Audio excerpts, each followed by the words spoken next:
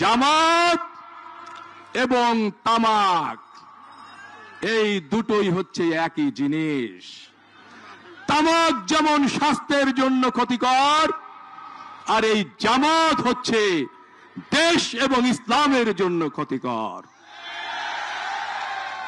সাথীরা, বন্ধুরা, বাংলাদেশের মজলুম জননেতা ফারাক্কাবাদের মহানায়ক মাওলানা আব্দুল হামিদ খান ভাসানী বলেছিলেন, মিশরের নীল নদের পানি যেমন নীল নয়, এই জামাত ইসলাম কোন ইসলামী দল নয়।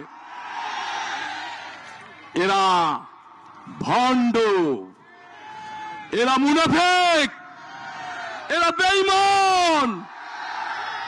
তাই আমাদের প্রিয় নেতা জনাব সালাউদ্দিন আহমেদ এদেরকে জাতীয় মুনাফিক পার্টি হিসাবে ইতিমধ্যে আখ্যায়িত করেছেন।